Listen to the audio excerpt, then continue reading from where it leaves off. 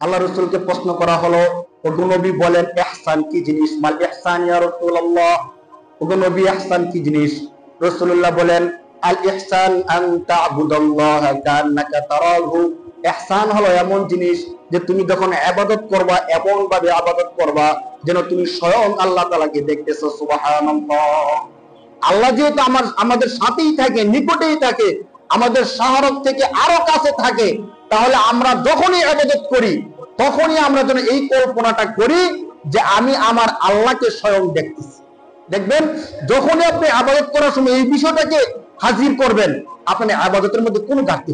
আলহামদুলিল্লাহ, মহান রব্বে কারিমের দরবারে অসংখ্য শুকরিয়া, যে রব্বে কারিম দয়া করে, মায়া করে, অনুগ্রহ করে আমাদেরকে সুস্থ রেখে আল্লাহ তাআলার পবিত্র ঘরে পবিত্র জুমার দিন আগে আগে আসার বসার, কোরআন হাদিসের আলোকে কিছু কথা বলার ও শোনার তৌফিক দিচ্ছেন। সে দয়াময় মায়াময় রব্বে কারিমের দরবারে মন খুলে প্রাণ খুলে সমস্যার বলে আলহামদুলিল্লাহ। পবিত্র মাস শাবান মাস, যে মাস আমাদেরকে রমজানের বার্তা দেয়, এই মাস শেষ হতে হতে আমাদের আরেকটা সবচেয়ে গুরুত্বপূর্ণ মাস মাহে রমাদান, যাকে আমরা বলি মুমিনের জন্য সবচেয়ে খুশির মাস, মুমিনের জন্য সবচেয়ে ফজিলতের মাস রমজান মাস আমাদের সামনে আসছে। আমরা দোয়া করি আল্লাহ তাআলা আমাদের সবাইকে রমজান মাসের মহত্ব, গুরুত্ব, ফজিলত লাভ করার তৌফিক দান করুন বলি আমিন। স্বয়ং আল্লাহ রাসূল দোয়া করতেন, আল্লাহুম্মা বারিক লানা ফি রজব ওয়া শাবান ওয়া বাল্লিগনা রমাদান। ওই রমজানের 2 মাস আগ থেকে নবী কি করতেন? আমরা কিন্তু 2 মাস আগে শুরু করছিলাম, কিন্তু এখন কি রমজানের আর 2 মাস আছে? বলেন 2 মাস আছে? এই সপ্তাহ শেষ হয়ে আরেকটা সপ্তাহ শুরু হতেই আমাদের ঘরের দরজায় এসে দাঁড়াবে। মানুষের জীবনটা দেখেন এমন মনে হয় যে কিছুদিন আগে মাত্র বলছি যে রমজানের আর 2 মাস আছে। তো আজকে আমাদের এই সপ্তাহ শেষ হলো, পরের সপ্তাহ রমজানের বার্তা শুরু হয়ে যায়। তো আমাদের জীবনে একটা দিন আবার আসবে যে আজকে থেকে রমজান, আমরা জুমায় বসে বলবো যে রমজান মাস শুরু হয়ে গেছে। আবার কিছুদিন যেতে না যেতে বলবো যে রমজান মাস শেষ। দেখেন এর আগের রমজান যে আমাদের থেকে গেছে, অনেক দিন গেছে, এমন মনে হয় এই কয়দিন আগে মাত্র রমজান শেষ করলাম, আবার রমজান চলে আসলো। তো মানুষের জীবনটা এমন, শুধু রমজান না, একটু খেয়াল করলে দেখবেন আমরা ওই সেই ছোট্টবেলায় স্কুলে যে পড়তাম, ক্লাস 1-এ গেছি, 3-তে 2 ভর্তি হয়েছি, মনে হয় কয়দিন আগে মাত্র স্যার আমাদেরকে দাঁড় করাইছে, পড়া না পারলে বাড়ি দিছে, ফিরে দিছে, এই কয়দিন আগের ঘটনা। ওই তো সেই দিন। কিন্তু সেটা কি সেই দিন? যাদের জীবন 50-40, আমাদের জীবনের 40-50টা বসন্ত পেরিয়ে গেছে খবর নেই। মনে ওই মাত্র কয়দিন আগে স্কুল জীবন শেষ হল, এই তো সেই দিন মাত্র বিবাহ করলাম, এই তো সেই দিন মাত্র আমার প্রথম সন্তান হল, এই সেই দিনটাই বহুদিন আগে। সেই দিনটাই কি যাদের বাবা নাই, মনে কয়দিন আগে বাবার কোলে উঠছি, বাবা আমাদেরকে আদর করছে, যত্ন করছে, এই তো সেই দিন বাবা মারা গেছে। এই তো সেই দিন বাবা মারা গেছে, সেটাই হয়ে গেছে ধরেন 10 বছর, কারো 15 বছর, কারো 20 বছর বাবা মারা গেছে, বাবাকে দেখি। আমাদের জীবনটা এইভাবে অতিক্রম হয়ে যায়, টেরও পাবো না। একদিন আমাদের জীবনের শেষ দিন আমাদের সামনে চলে আসবে, আজরাইল আমাদেরকে এসে বলবে আর থাকার সুযোগ নাই, এবার চলো তোমাকে যেতে। বহুদিন হয়েছে, তখন যে আমরা আজরাইলকে বলবো এই তো সেই দিন মাত্র আমি বিবাহ করলাম, এই তো সেই দিন মাত্র আমি এই করলাম, এই করলাম। আজরাইল বলবে যে না, এই তো সেই দিন না, তোমার জীবনের 50, কারো জীবনের 60, কারো জীবনের 70টা বসন্ত পেরিয়ে গেছে, তুমি খবর পাও না। আল্লাহ তাআলা এক নবী, কোরআন শরীফের 3য় পারার মধ্যে একটা গল্প আসছে যে এক নবী পাহাড়ি এলাকায় যাওয়ার পরে দেখলো যে পাহাড়ের আশেপাশে অনেকগুলো লাশ পড়ে আছে, তাদের হাড়গুলো দেখা যায়, আর কিছু দেখা যায় না। অনেকদিন আগে মারা গেছে লোকগুলো, তো তাদের গোস্তগুলো মাটির সাথে মিশে গেছে, শুধু হাড়গুলো আছে অনেক। তো নবী আশ্চর্য হয়ে লাশগুলোর দিকে তাকিয়ে বলতেছে যে আল্লাহ, আপনি এই লাশগুলোকে জীবিত করবেন, তাদের মধ্যে আবার প্রাণ সঞ্চার করবেন, আপনার কত মহান ক্ষমতা। আন্না ইতিহাদিল্লাহু বাদা মাউতিহা, যে আল্লাহ মৃত্যুর পরে কিভাবে আপনি তাদেরকে আবার জীবিত করবেন? তাদের তো কিচ্ছু নাই, মানুষের চোখ, হাত, পা, কান, কলিজা, গুর্দা, কত কিছু থাকে, তাদের কিচ্ছু নাই, শুধু কি আছে? কঙ্কাল, হাত। এগুলো থেকে আপনি মানুষ বানাবেন? আন্না ইউহয়ি হাদিহিল্লাহু বাদা মাউতিহা। আল্লাহ কিচ্ছু বললেন না। ওই নবীকে আল্লাহ, তাফসীরের মধ্যে আসছে ওই নবীর নাম হলো উযাইর আলাইহিস সালাম। 3 নম্বর পারা 2 নম্বর পৃষ্ঠা। ওয়াকাল্লাযী মাররা আলা ক্বরিয়াতিন ওয়া হিয়া খাবিয়াতুন আলা উরুফিহা ক্বালা আন্না ইউহয়ি হাদিহিল্লাহু বা'দা মাউতিহা। নবী যখন এলাকার মধ্যে গেলেন, কঙ্কালগুলো দেখলেন, তখন নবী বললেন, আন্না ইউহয়ি, আল্লাহ আপনি কিভাবে জীবিত করবেন এই মৃত লাশগুলোকে? শুধু কিচ্ছু নাই, শুধু কঙ্কাল আর কঙ্কাল। আল্লাহ কি করলেন? কিছু বললেন না যে আমি এইভাবে জীবিত করবো, ওভাবে জীবিত করবো। আল্লাহ কিছু বললেন না। আল্লাহ কি করলেন? আল্লাহ কিছু না বলে ওই নবীকে আল্লাহ মৃত্যু দিয়ে দিলেন। সুবহানাল্লাহ। নবী যখন আল্লাহকে কি বললেন, কোরআনের আয়াত, যখন নবী আল্লাহকে বললেন যে আল্লাহ, এতগুলো লাশ, কিচ্ছু নাই, শুধু কঙ্কাল আর কঙ্কাল, তো এই লাশগুলোকে আপনি কি করে জীবিত করবেন? মানে নবী তো জানে অবশ্যই আল্লাহ জীবিত করবে, যে কিভাবে জীবিত করবেন। আবার অনেক সময় এমন কিছু আছে না, যেমন অবাক হয়ে যায়, দেখেন এটা কেমনে সম্ভব। আল্লাহ নবীকে কিছু না বলে কি করলেন? মিয়াতুন অর্থ 100, আম আরবি শব্দ অর্থ বছর। আল্লাহ তাআলা ওই নবীকে 100 বছরের জন্য মৃত্যু দিয়ে দিলেন। কত বছরের জন্য মৃত্যু দিয়ে দিলেন? 100 বছরের জন্য মৃত্যু দিয়ে দিলেন। আল্লাহ ওই নবীকে 100 বছরের জন্য মৃত্যু দিয়ে দিলেন। সুম্মা বাআসা, 100 বছর পরে ওই নবীকে আবার কি করলেন? জীবিত। কোরআন শরীফের মধ্যে আল্লাহ তাআলা এই ঘটনা বলেছেন। আমরা যারা অনেক সময় হয় না যে আল্লাহ জীবিত করবে, আমরা জানি, কিন্তু কি কইরা, কিভাবে, হতে পারে সম্ভব? তো আল্লাহ তাআলা যে এই বিষয়টাকে দুনিয়ার মধ্যেই দেখাই দিয়েছেন, আখিরাতে হাসরের ময়দানে আমরা দেখবো, সেটা তো ঠিক আছে, কিন্তু দুনিয়ার মধ্যে যে দেখাই দিচ্ছেন আল্লাহ, কোরআনের মধ্যে এই ঘটনা আসছে। আল্লাহ তাআলা অবাক করা একটা গল্প না। আল্লাহ তাআলা 100 বছরের জন্য নবীকে মৃত্যু দিলেন। মৃত্যু দেওয়ার পরে সুম্মা বা'স, 100 বছর পরে ওই নবীকে আবার কি করলেন? জীবিত করলেন দুনিয়ার মধ্যে। সুম্মা বা'সা, জীবিত করার পরে আল্লাহ ওই নবীকে বলতেছেন, ক্বালা কাম লাবিস, নবী আপনাকে তো আমি মৃত্যু দিলাম, মৃত্যু দেওয়ার পরে আবার কি করলাম? জীবিত করলাম। ক্বালা, আল্লাহ বলতেছেন, কাম লাবিস, এই মৃত্যুর মধ্যে আপনি কতদিন ছিলেন বলেন তো দেখি? আপনাকে যে মৃত্যু অবস্থায় রাখছি, আপনার মনে পড়ে কিনা যে কতদিন আগে আপনি এখানে আসছিলেন, কবে আপনাকে মৃত্যু দিচ্ছি? আল্লাহ প্রশ্ন করতেছেন। তো এটা তো তার জন্য বোঝা সম্ভব না। সম্ভব না। নবী বুঝতে পারে নাই।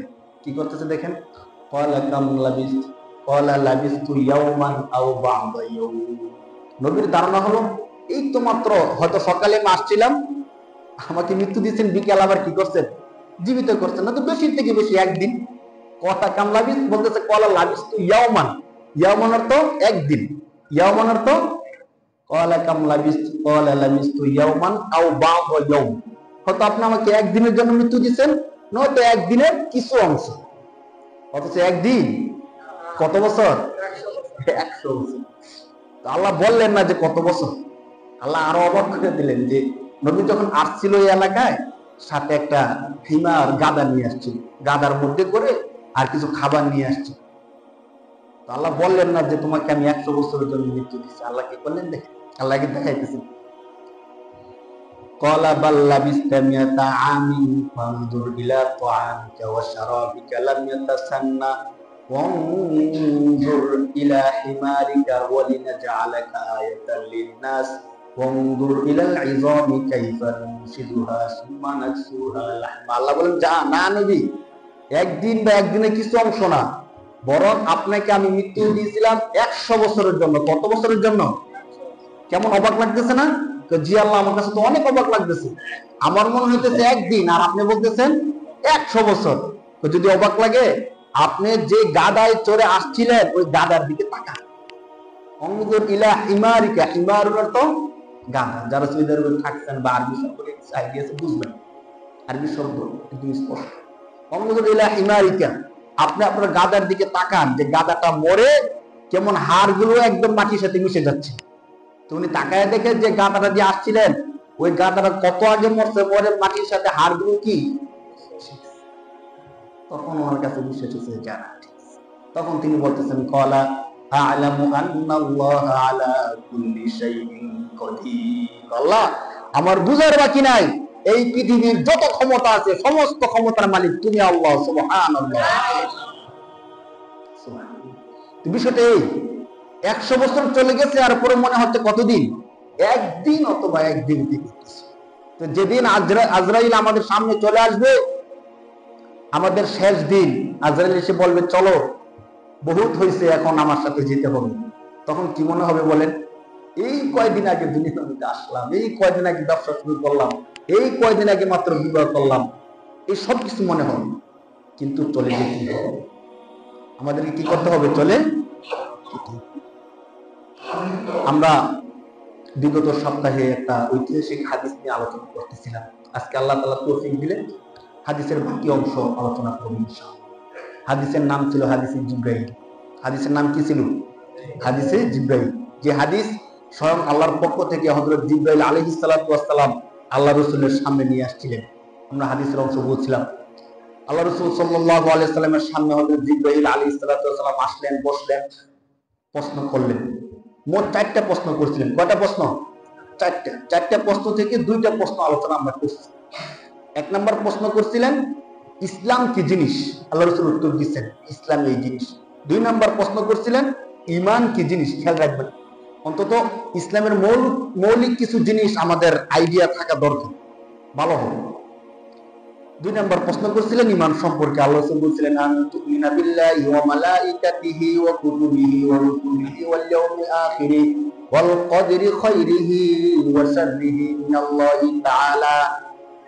ঈমান হলো ওই জিনিসের নাম যে তুমি আল্লাহর উপর ঈমান আনবা, তুমিনা বিল্লাহি ওয়া মালাইকাতিহি এবং ফেরেশতাদের উপর ঈমান আনবা, ওয়া কুতুবিহি আল্লাহর পক্ষ থেকে যতগুলো কিতাব পৃথিবীর মধ্যে আসছে সবগুলো কিতাবের উপর ঈমান আনবা, ওয়া রুসুলিহি এবং আল্লাহর পক্ষ থেকে পৃথিবীর শুরু থেকে নিয়ে কিয়ামত পর্যন্ত যতগুলো নবী আল্লাহ তাআলা মানুষের হেদায়েতের জন্য পাঠিয়েছেন সমস্ত নবীদের উপর তুমি ঈমান আনবা। তার নাম হলো ঈমান। ওয়াল ইয়াউমিল আখির এবং মৃত্যুর পরে কিয়ামত আছে, হাসর আছে, নাসর আছে, আল্লাহর সামনে দাঁড়াতে হবে, ওই দিনের প্রতি তুমি ঈমান আনবা। ওয়াল কদরি খাইরিহি ওয়া শাররিহি মিনাল্লাহি তাআলা ওয়াল বা'সি বা'দাল মাউত এবং তকদিরের ভালো এবং মন্দ সবকিছু কার পক্ষ থেকে হয়? আল্লাহ। এই বিষয়ের প্রতি ঈমান আনবা। ফুটফুটে সন্তান আল্লাহ দান করছেন, আবার আল্লাহ নিয়ে গেছেন। তখন তুমি এই কথা বলবা না যে আল্লাহ দুনিয়ার মধ্যে আমার সন্তানটাই দেখলা, আর কারো সন্তান দেখলা না, আমার সন্তানটা তুমি নিয়ে গেলা। না, এই কথা বলতে পারবো না, কথা বলা তোমার জন্য সাজে না। কারণ এই সন্তান দিছে কে? আল্লাহ। দিছে কে? আল্লাহ। আল্লাহর দেওয়া সম্পদ আল্লাহ নিয়ে গেছে, এখানে আল্লাহকে প্রশ্ন করার কোনো কিছু নাই। যদি ধৈর্য ধরি আল্লাহ আমাদেরকে পুরস্কার দিবেন, আর যদি অধৈর্য হয়ে এমন কোন কথা বলে ফেলি যে কথা আমার ঈমানকে নষ্ট করে দেয়, তাহলে আমার সন্তানও গেল, ঈমানও গেল, দুনিয়াও শেষ। ধৈর্য ধরা কষ্ট করো। এটা সন্তান রক্তের সাথে সম্পর্ক। এই সন্তান মৃত্যুবরণ করছে এমন সংবাদ শুনলে যে কোনো পিতা মাতায় কষ্ট পাবে, স্বাভাবিক। এই কষ্টের বিনিময়ে তো জান্নাত। আমরা অনেকে খেয়াল করি না।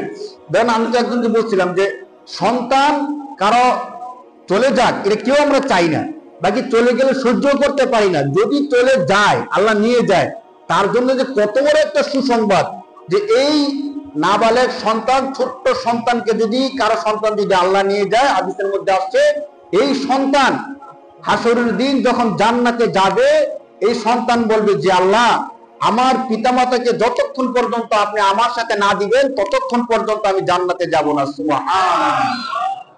কারণ এই জীবন পরিচালনা করতে গিয়ে আমাদের কত গুনাহ আছে, সওয়াবও আছে। তো গুনাহের কারণে আমরা ধরা খেতে পারি, কিন্তু এই যে সন্তান মারা গেল তার কোনো গুনাহ আছে?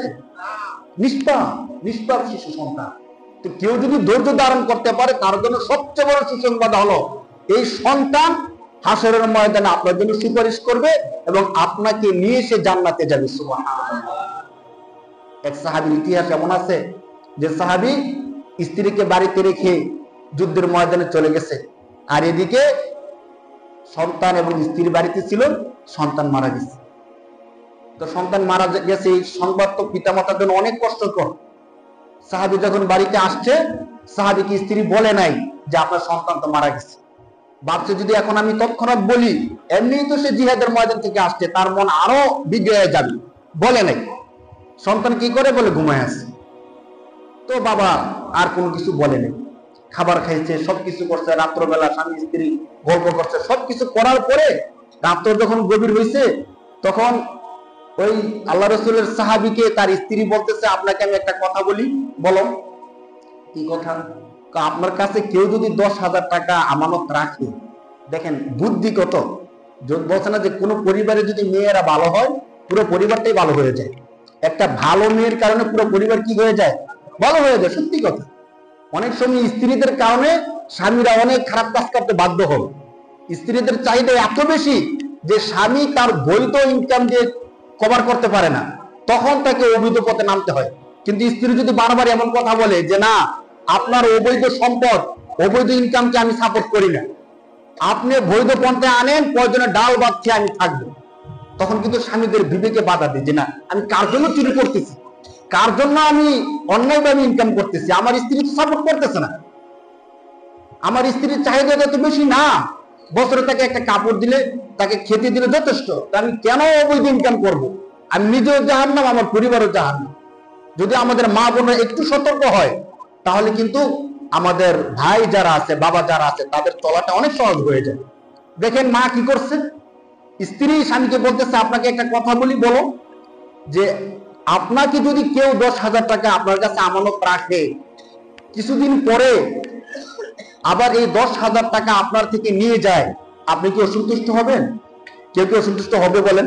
আপনার কাছে 10,000 টাকা জমা রাখছে, কিছুদিন পরে এসে বললো যে আমার 10,000 টাকা আমাকে দিয়ে দেন, তো নিয়ে গেল, আমরা কি অসন্তুষ্ট হব? হব না। তো স্বামী বলতেছে না, এত অসন্তুষ্ট হওয়ার কিচ্ছু নাই, তার দেওয়া 10,000 টাকা সে নিয়ে গেছে, তো আমি অসন্তুষ্ট হওয়ার কি আছে? তো বলতেছে, শোনেন, আমাদেরকে আল্লাহ যে সন্তান দিছে, এটা কার আমানত? আল্লাহর আমানত। আপনি কষ্ট পাবেন না, আল্লাহর আমানত আল্লাহ তাআলা নিয়ে গেছে। সুবহানাল্লাহ। কেমন বুদ্ধি করে কথাটা বলছে দেখেন। সারাদিন স্বামীকে শান্ত রেখে খাবার দাবার সবকিছু করে শেষ রাত্রে গিয়ে বলতেছে যে আল্লাহর দেওয়া আমানতটা আল্লাহ কি করছে? তুলে নিয়ে গেছে। এমন কথা বললে স্বামীকে আরো সন্তুষ্ট হওয়ার কোন চান্স আছে? এইভাবে ইচ্ছা করলে মেয়েরা, স্ত্রীরা সমাজটাকে, পরিবারটাকে খুব সুন্দর করে তুলতে পারে, খুব সুন্দর করে তুলতে পারে। হুদায়বিয়ার সন্ধির মধ্যে আসছে যে আল্লাহ রাসূল সাল্লাল্লাহু আলাইহি সাল্লামের সাথে কাফেরদের যখন সন্ধি চুক্তি হচ্ছিল, আল্লাহ রাসূল সন্ধি চুক্তি করে ফেললেন যে না, আমরা আর মক্কায় যাব না, উমরা করব না। তো সাহাবায়ে কেরামের জন্য অনেক কষ্টের ছিল যে আল্লাহ রাসূল প্রয়োজন আমরা জীবন দিব, এরপরও আমরা উমরা করব, আপনি শুধু আদেশ করেন।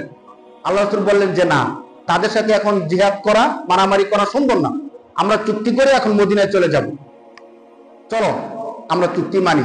কিন্তু সাহাবায়ে কেরাম তো আল্লাহ রাসূলের কথা মানবে, কিন্তু সহ্য করতে পারতেছিল না যে কাফেরদের কাছে আমরা ছোট হয়ে গেলাম, তারা যা বললো আমরা তা কি করলাম, মেনে নিলাম, এটা হতে পারে না। তো আল্লাহ রাসূল সবাইকে বললেন যে তোমরা হলফ করো, আমরা এই বছর উমরা করবো না, পরের বছর উমরা করবো, এখন আমরা চলে যাব। আল্লাহ রাসূল আদেশ করার পরেও কেউ হলফ করতেছে না। হলফ মানে মাথা মুন্ডানো, চুল ফেলে দেওয়া, কেউ হলফ করতেছে না। তো এখানে দুইটা বিষয়, একটা হলো আল্লাহ রাসূলের আদেশ অমান্য করতেছে সাহাবায়ে কেরাম, তো তাদের জন্য বড় একটা ক্ষতি হয়ে যাবে। দ্বিতীয় হলো আল্লাহ রাসূলের একটা মান মর্যাদা আছে, আল্লাহ রাসূলের কথাটা কেউ রাখতেছে না। মানে সাহাবাদের অবস্থাটা এমন পর্যায়ে চলে গেছে যে তারা কোনো কথাই শুনতে রাজি হচ্ছে না। আল্লাহ রাসূল কষ্ট পেয়ে গেলেন, কষ্ট পেয়ে নিজের তাঁবুতে ঢুকলেন। ঢুকে আল্লাহ রাসূলের যে স্ত্রী ছিল, ইতিহাসের মধ্যে কোন কোন জায়গায় লেখছে যে উম্মে সালামা রাদিয়াল্লাহু তাআলা আনহা, তাকে বলতেছে, দেখো আমি নবী আদেশ করলাম, তোমার জাতি আমি নবীর কথা শুনতেছে না। তো তখন কিন্তু বলতে পারতো, এত বড় সাহস, সাহাবার আপনার কথা শুনতেছে না, আপনি আবার বলেন, তাদেরকে হুমকি দেন, জাহান্নামের ধমকি দেন, বলতে পারতো না? তো আল্লাহ রাসূলের স্ত্রী কি চমৎকার করে বিষয়টাকে সমাধান করছে দেখেন। আল্লাহ রাসূলের স্ত্রী বলতেছে, না, আপনার কথা উম্মত শুনবে না, এটা হতেই পারে না। আপনার উম্মত এখন এমন অবস্থার মধ্যে আছে, তারা যে কোনো কথা নিবে সেই পরিস্থিতি তাদের মধ্যে নাই। তাদের কথা হলো আমরা জীবন দিব, এরপরও কাফেরদের কথা আমরা মানবো না। তারা আপনার কথা মানে না এমন না, তারা কাফেরদের কথা মানতেছে। আপনি এক কাজ করেন, আপনি তাদেরকে কোনো কিছু না বলে আপনি নিজেই মাথা মুন্ডন করে ফেলবেন। আপনি যখন মাথা মুন্ডন করে ফেলবেন তখন দেখবেন কেউ আর আপনার কথা ছাড়া থাকতে পারবে না। তো আল্লাহ রাসূল বলছেন চমৎকার। সত্যি সত্যি আল্লাহ রাসূল তাঁবু থেকে বের হলেন, নিজের মাথা মুন্ডন করলেন। সাহাবায়ে কেরাম যখন দেখলেন যে রাসূল নিজে মাথা মুন্ডন করে ফেলছে, এখন আর কোনো কিছু করার নাই, সকল সাহাবী তখন নিজের মাথা মুন্ডন করে ফেলছে। দেখেন কত সুন্দরভাবে এই পরিস্থিতিকে কভার করলেন। তো স্ত্রীরা, মা বোনরা যদি চায় একটা কঠিন বিষয়কে কি করতে পারে, সহজ করতে পারে। আল্লাহ রাসূল সাল্লাল্লাহু আলাইহি সাল্লাম ঈমানের ব্যাখ্যা দিলেন। তৃতীয়বারে আল্লাহ রাসূল সাল্লাল্লাহু আলাইহি সাল্লামকে প্রশ্ন করলেন, ইয়া মুহাম্মদ আখবিরনি আনিল ইহসান। ৩ নম্বর প্রশ্ন, হে মুহাম্মদ আমাকে ইহসান সম্পর্কে বলেন। ইহসান কি জিনিস, আমি ইহসান সম্পর্কে জানতে চাই।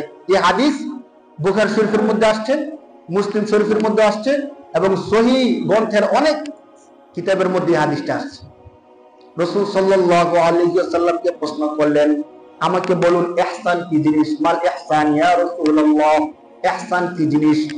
রাসূল সাল্লাল্লাহু আলাইহি ওয়াসাল্লাম বলেন, আল ইহসান আন তা'বুদাল্লাহা কান্নাকা তারাহু ফাইন লাম তাকুন তারাহু ফাইন্নাহু ইয়ারাকা। শোনো, ইহসান হলো এমন জিনিস, তুমি যখন আল্লাহর ইবাদত করবা, ইবাদত করার সময় তুমি ভাববা যে স্বয়ং আল্লাহকে আমি দেখে দেখে ইবাদত করতেছি। সুবহানাল্লাহ। আনতা আবুদাল্লাহ, এমন ভাবে আল্লাহর ইবাদত করবা, আনতা আবুদাল্লাহা কাআন্নাকা তারাহু, যেন স্বয়ং আমি কাকে দেখতেছি। কেউ যদি ইবাদত করার সময় এতটুকু ভাবে যে আমি ইবাদত করতেছি কাকে দেখে দেখে, আল্লাহকে দেখে দেখে, তখন কি ইবাদত এর মন এদিক সেদিক যাবে? যাবে না, যাওয়ার কথা না। আর সত্যিকার ইবাদত হলো ওই ইবাদত যে ইবাদত করার সময় আমরা মনে মনে ভাবি যে আমি যে ইবাদত করতেছি স্বয়ং আমি আমার রবকে দেখে দেখে ইবাদত করতেছি। সুবহানাল্লাহ। এভাবে আমাদেরকে ইবাদত করা দরকার। হযরত আলী রাদিয়াল্লাহু তাআলা আনহু বলতেন যে আমি এমন রবের ইবাদত করি না যে রবকে আমি দেখি না। আমি যখন সিজদায় যাই আমার মনে হয় যে আল্লাহর কুদরতি হাত আমার মাথার মধ্যে বুলানো হচ্ছে। সুবহানাল্লাহ। তখন ইবাদতের মধ্যে শয়তান ধোঁকা দিতে পারে না। আর আমরা যখন ইবাদত করি এই বিষয়টা মনে না আনার কারণে দেখবেন আমরা যখন নামাজে দাঁড়াই কত কিছু আমাদের মনের মধ্যে আসে, কত কিছু। ব্যবসা করলে কত টাকা লাভ হলো, কত টাকা লস হলো, আমার পরিবারে কে কি বললো না বললো, সব কিছু ব্রেনের মধ্যে আসে। যার কারণে ইমাম অনেক সময় এমন হয় যে ইমাম সাহেব কত রাকাত নামাজ পড়াইছে না পড়াইছে আমরা বলতে পারি না।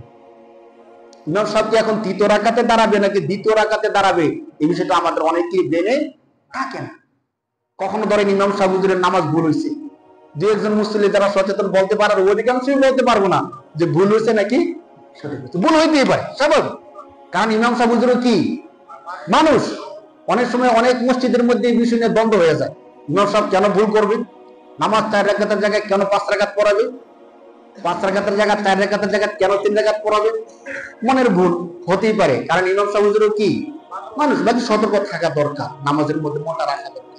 এই বিষয়টা কেন হয়, যখন আমরা নামাজের মধ্যে আল্লাহকে স্মরণ করি না, আমি আমার ইবাদত করতেছি আবার দুনিয়ারও কি করতেছি খেয়াল করতেছি। নামাজের মধ্যে সবচেয়ে বেশি শয়তান আমাদেরকে ধোঁকা দেয়।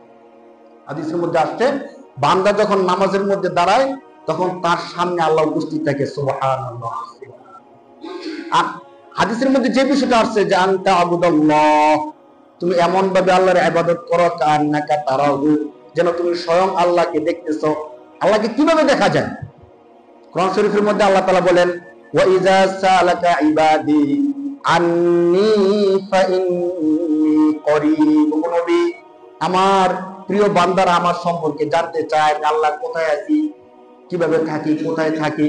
ওয়া ইযা, যখন সালাকা ইবাদি, আমার বান্দা আমার সম্পর্কে জানতে চায়, আন্নী, আমার সম্পর্কে, হে নবী আপনি বলে দেন ফাইন্নী করিব, আমি আল্লাহ নিকটেই আছি। আমি আল্লাহ কোথায় আছি?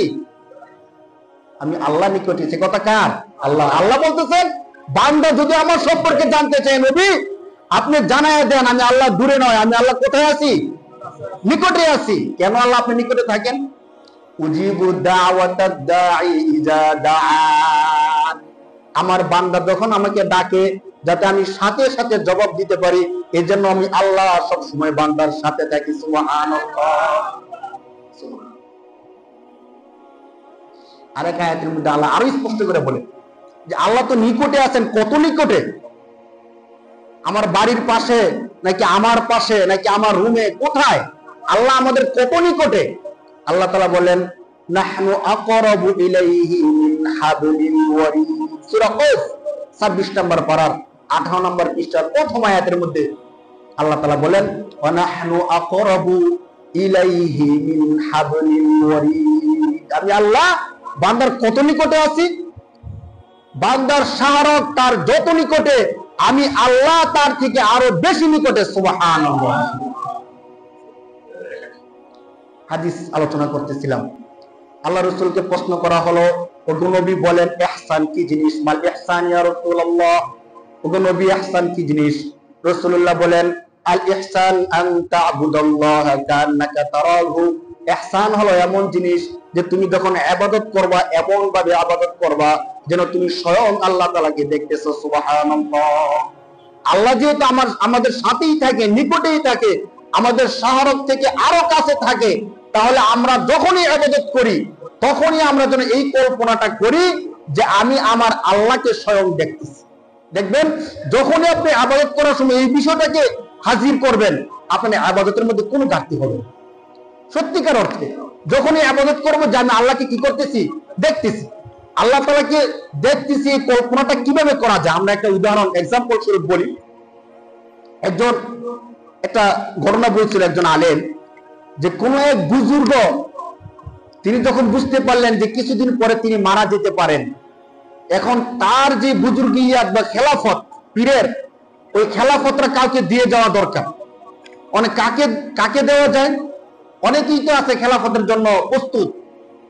একজনকে দিলে আরেকজন রাগ করবে, আরেকজনকে দিলে আরেকজন রাগ করবে। অনেক মুরিদ থাকে না, বা অনেকের অনেক ভক্ত থাকে, তো একজনকে দিলে আরেকজন রাগ করতে পারে।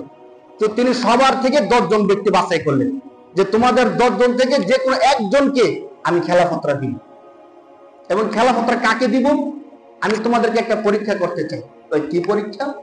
তিনি এই 10 জনকে একটা একটা করে মুরগি দিলেন যে তোমরা এই মুরগিটা নিয়ে যাও এবং এমন জায়গায় গিয়ে মুরগিটা জবে করবা যাতে কেউ না দেখে। আল্লাহকে দেখার কল্পনাটা আমরা কিভাবে করতে পারি গল্প শুনে একটু বুঝতে পারবো। তোমরা এটা নিয়ে যাও, এমন গোপন জায়গায় গিয়ে এটা জবে করবে যাতে পৃথিবীর কেউ অথবা কেউ না দেখে। তো ওই 10 জন খলিফা বলতেছে ইজি বিষয়, একদম সহজ, এটা তো তেমন কঠিন কোনো কাজ না। একদিন সময় দিলেন, একদিন না 1 ঘন্টা যেতে যেতে কয়েকজন মুরগি জবাই করে নিয়ে আসছে, আরেকজন আরো কিছু সময় দেরি করে মুরগি জবাই করে নিয়ে আসছে। এমন করতে করতে 10 জনের মধ্যে 9 জনই কোনো না কোনো ভাবে মুরগি কি করছে? জবাই করে নিয়ে গেছে। একদিন পর ওই যে একজন ব্যক্তি সে মুরগি জবাই না করে পীরের কাছে চলে আসছে। তো সবাইকে একসাথে করে পীর বলতেছে কি ব্যাপার, সবাই মুরগি জবাই করলো, তুমি মুরগি জবাই করলা না? তো হুজুর আমি তো মুরগিটা জবাই করতে পারিনি। তো তাদেরকে জিজ্ঞেস করতেছে তোমরা কি করে জবাই করলো? একজন বলতেছে হুজুর অন্ধকার রাত্রিতে লাইট বন্ধ করে ঘরের দরজা জানালা সবকিছু বন্ধ করে আমি একা একা আমি মুরগিটা কি করছি? জবাই করছি। আরেকজন বলে যে হুজুর আমি জঙ্গলের ভিতরে ঢুকছি, কেউ নাই, ওই জঙ্গলের ভিতরে ঢুকে আমি একা একা জবাই করছি। আরেকজন বলে না হুজুর আমি আরো কষ্ট করে জবাই করছি। কিভাবে? পানির নিচে ডুব দিছি, ওই পানির নিচে গিয়ে আমি জবাই করছি, কেউ দেখার চান্সই নেই। এইভাবে 9 জনে 9টা ব্যাখ্যা দাঁড় করাইছে। পীর বলতেছে চমৎকার, তারা 9 জন জবাই করতে পারলো, তুমি পারলা না, ব্যাপার কি? এবার তোমার ব্যাখ্যা বলো।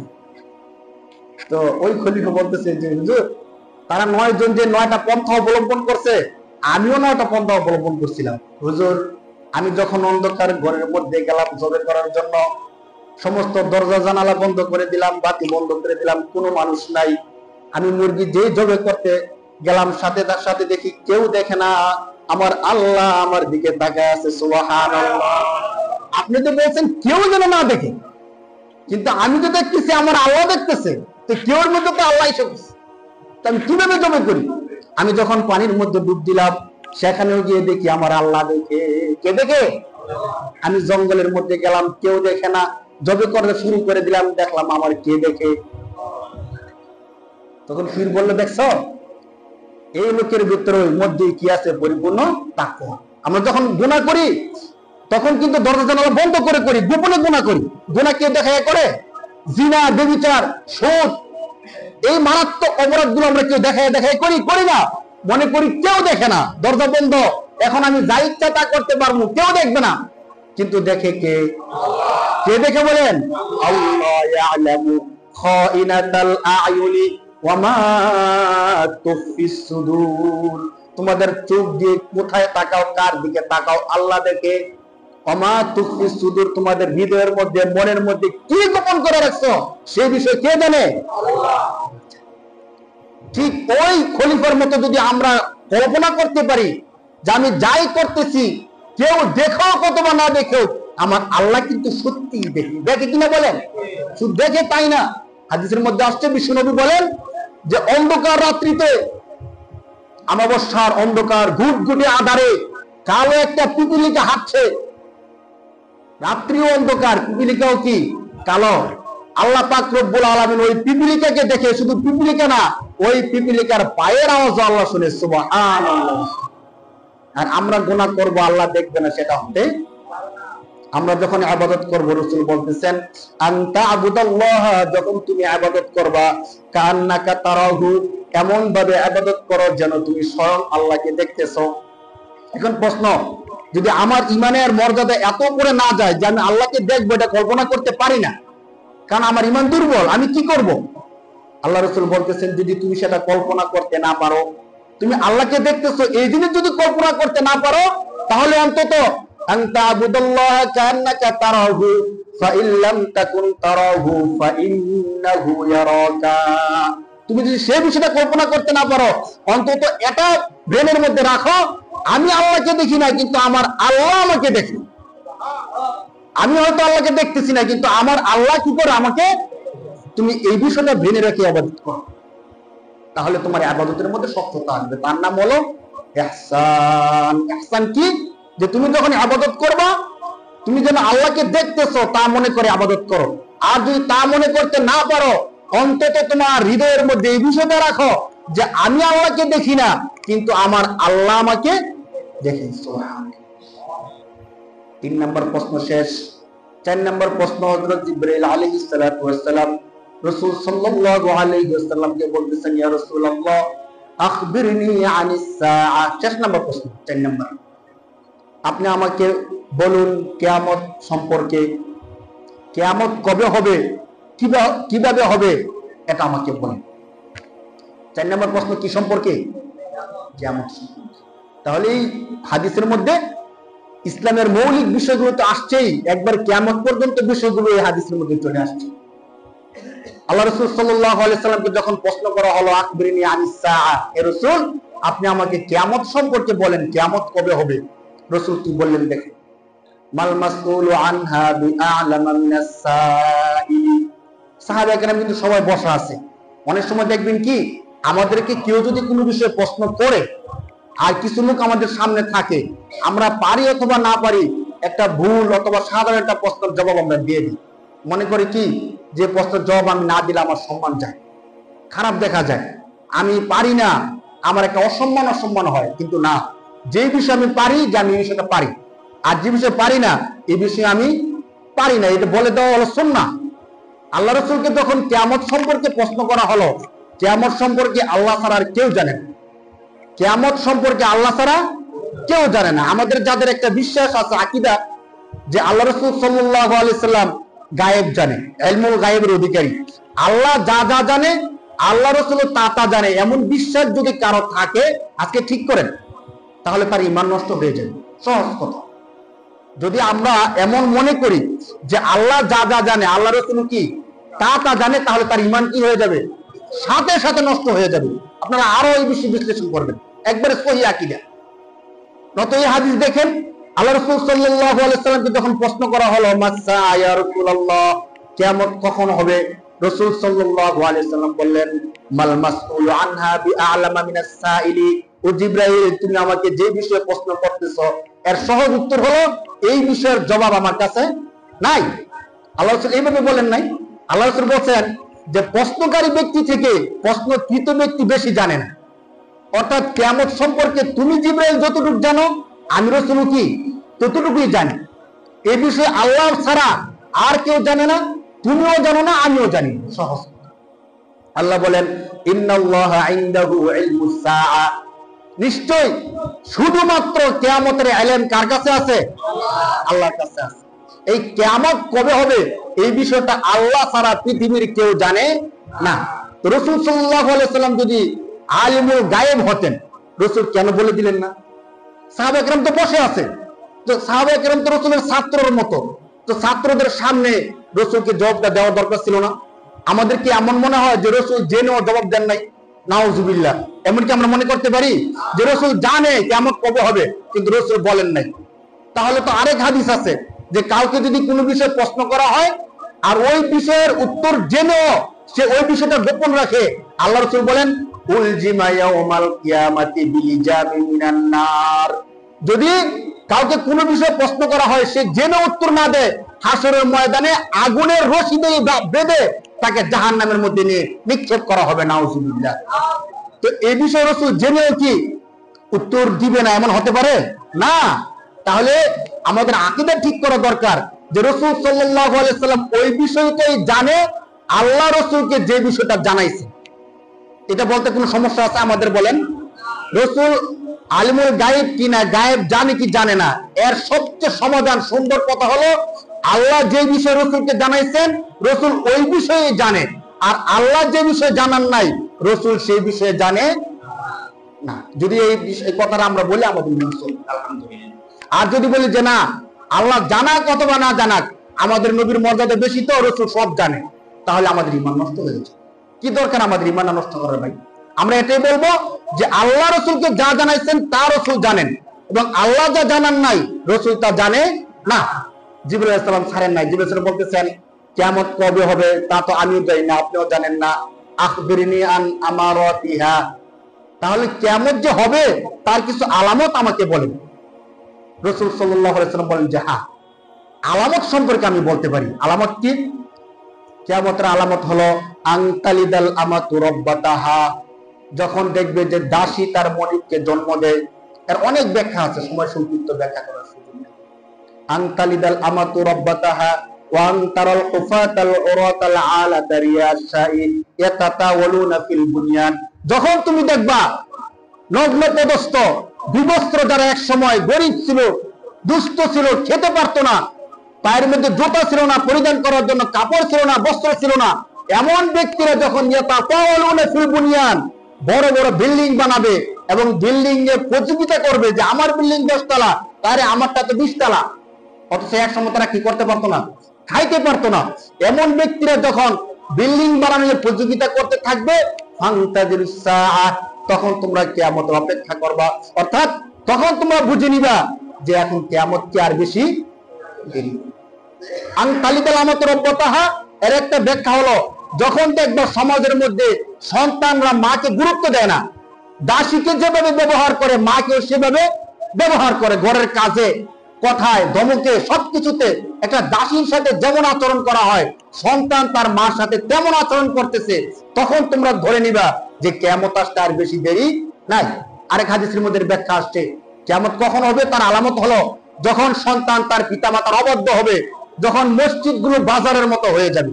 অর্থাৎ বাজারের মধ্যে যেমন হইচই করা হয়, কেউ কাউকে বাধা দেয় না, হামকামা করা হয়, ঠিক মসজিদের মধ্যে যখন মুসল্লিরা জোরবের আওয়াজ করতে থাকবে, দ্বন্দ্ব বিবাদ মসজিদের মধ্যে হতে থাকবে, তখন বুঝে নিবে যে কিয়ামত হতে আর বেশি দেরি। আল্লাহ তাআলা আমাদের সবাইকে হেফাজত করে বলে আমিন। আজকে শুক্রবার, আমাদের জন্য কয়েকটা সুসংবাদ। একটা শুক্রবার গুরুত্বপূর্ণ দিন, আবার আজকের রাত্রে আমাদের শবে বরাত, যাকে আমরা পরিভাষায় প্রচলিত ভাষায় বলি, কিন্তু হাদিসের ভাষায় লাইলাতুল নিসফি মিন শাবান। লাইলাতুন নিসফি মিন শাবান, শাবানের অর্ধ তারিখ। হাদিসের মধ্যে আল্লাহ রাসূল সাল্লাল্লাহু আলাইহি ওয়াসাল্লাম বলেন যে এই সময়টা যখন আসে, ইয়াতলুল্লাহু ইলা খালকিহি লাইলাতুন নিসফি মিন শাবান, এই শাবানের অর্ধ তারিখে যখন আসে, ইয়াতলুল্লাহু ইলা খালকিহি, আল্লাহ তাআলা বান্দার প্রতি বিশেষ একটা মনোযোগ আকর্ষণ করেন, বান্দার প্রতি বিশেষ নজর দেন। সহিহ হাদিসের মধ্যে আলবানী রাহিমাহুল্লাহু তাআলা বলেন এই হাদিসটা 100% সহিহ। তিনি সহ অনেক মুহাদ্দিসিন কেরামগণ বলেন যে শবে বরাতের যে এই হাদিসটা আছে, এই হাদিসটা 100% বিশুদ্ধ। আল্লাহ তাআলা এই রাত্রিতে বান্দার প্রতি নজর দেন, ফায়াগফিরু লিজামিই খালকিহি, এবং এই রাত্রিতে আল্লাহ তাআলা সমস্ত বান্দাকে ক্ষমা করে দেয়। বলেন সুবহানাল্লাহ। ইল্লা লিমুশাহিনিন আও মুশরিকিন, তবে দুই শ্রেণীর বান্দাকে আল্লাহ ক্ষমা করেন না। এক শ্রেণী হলো যাদের মধ্যে হিংসা বিদ্বেষ আছে, যারা একজন আরেকজনকে দেখতে পারে না, কেন? হিংসা বিদ্বেষের কারণে। আরেক শ্রেণী হলো যারা মুশরিক, আল্লাহর সাথে শিরক করে। তো আজকের দিনে রাত্রে আসার আগেই আমরা সবাই অন্তর থেকে আমাদের হিংসা বিদ্বেষ জেরে ফেলে দিই, কারণ আজকের এমন মহান রাত্রিতে আল্লাহ সবাইকে ক্ষমা করবে। শুধু হিংসা বিদ্বেষ যাদের হৃদয়ে আছে তাদেরকে আল্লাহ ক্ষমা করবেন। আমরা তো মুশরিক না, আলহামদুলিল্লাহ আমরা মুসলমান, ঈমান আমাদের আছে। অর্থাৎ প্রথম যে শ্রেণী যাদের অন্তরে বিদ্বেষ আছে তাদেরকে আল্লাহ ক্ষমা করেন না। আসুন আজকের দিনে যাদের সাথে আমাদের বিদ্বেষ আছে, আত্মীয় স্বজন অনেকের সাথে আমাদের দ্বন্দ্ব আছে, ঝগড়া আছে, সমস্ত দ্বন্দ্ব ঝগড়া হিংসা বিদ্বেষ মিটিয়ে আজকের রাত্রিতে আমরা সবাই আল্লাহর কাছে ইবাদত করি, মুনাজাত করি, এমন ভাবে কান্নাকাটি করি যেন আল্লাহ আমাদেরকে ক্ষমা করে দেন, বলি আমিন। যাতে করে আজকের দিন আমাদের সমস্ত পাপ মার্জনা হয়ে যায়, এবং আমরা যদি মৃত্যুবরণ করি গুনাহমুক্ত জীবন নিয়ে আল্লাহর নৈকট্যশীল বান্দা হয়ে যেন আমরা সবাই মৃত্যুবরণ করতে পারি। আল্লাহ তাআলা যেন আমাদের সবাইকে আজকের রাত্রিতে সুন্দরভাবে ইবাদত করতে পারি, সেই তৌফিক দান করুন। সবাই বলি আমিন। যারা সুন্নাত করে নিচ্ছে